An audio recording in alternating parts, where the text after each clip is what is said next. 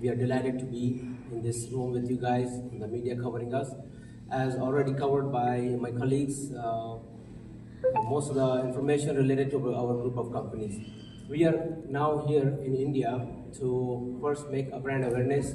Secondly, we would like to introduce that we have great opportunities to invest with us in UAE and India, the projects that we are seeking to execute now. Some of which was already described by my sales VP, Mr. Sohail. Now, some of that other entities that we are working on, especially related to banking and finance, this has been covered with Dr. Khaja, and some other capital investment management funds has been covered by Mr. Ahmed Al. So, to summarize, we are a group of companies that cover healthcare sector, hospitality sector, real estate sector, and then also we are moving into industrial sector and now into entertainment and sports.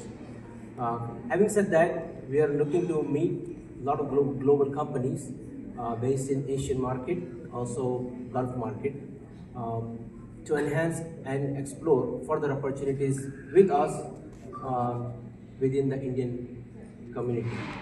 So, having said that, if there is any opportunity that we can grab and invest within India, we would like to be partner with like-minded people or the companies. Also, we would like to have investors from India to invest with us in our other group of companies.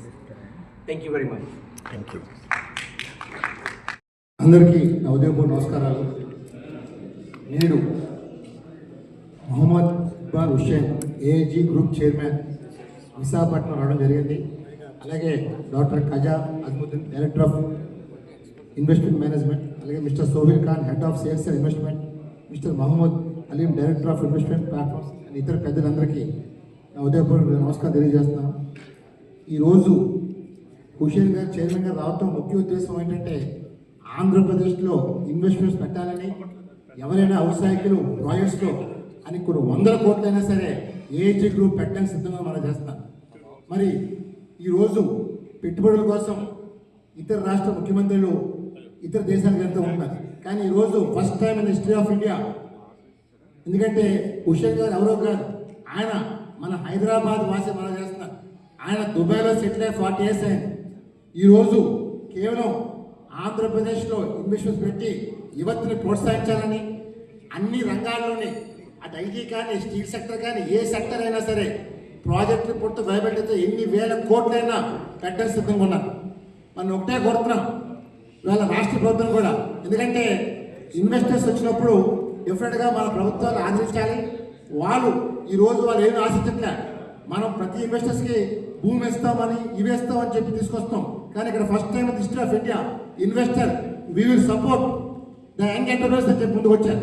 దాన్ని ఒకటే కోరుతున్నాం, రాష్ట్ర ప్రభుత్వానికి ఒక మంచి అవకాశం AG group ద్వారా ఆంధ్రప్రదేశ్ రాబోతుంది. డిఫరెంట్గా ఈ అవకాశాన్ని సద్వినియోగం చేసుకుని కోరుతున్నాను. మరి ఇవాళ హుస్సేన్ గారు ఆయన విజన్ మొత్తం చెప్పబోతున్నారు.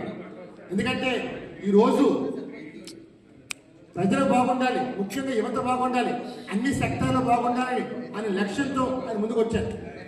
ఏమి ఆశించట్లేదు, ప్రభుత్వం నుంచి భూమి కావాలనో ఇది కావాలనో రాయితీలు ఆశించారు. మేము పెట్టుబడులు ఏ కండిషన్స్ లేకుండా పెట్టడానికి సిద్ధంగా ఉన్నాం. అతను ఒకటే కోరుతాను, డెఫినెట్గా ఇది ఆంధ్రప్రదేశ్కి సువర్ణ అవకాశం రాబోతుంది. డెఫినెట్గా ఇది చరిత్రలో లిఖించబడిన రోజు కాబోతుంది. అదే వాటి త్వరలోనే ఆంధ్రప్రదేశ్ హెడ్ క్వార్టర్గా విశాఖపట్నంలో పెట్టబోతున్న ఆఫీస్. డెఫినెట్గా ఇది విశాఖపట్నం కాదు, ఆంధ్రప్రదేశ్కి ఏజీ గ్రూప్ ద్వారా ఒక మంచి భవిష్యత్తు రాబోతు మనం చేస్తూ, నేను అలాగే పప్పు నిక్కించుకొని ఆంధ్రప్రదేశ్కి హెడ్గా నియమించడం మనం చేస్తాం.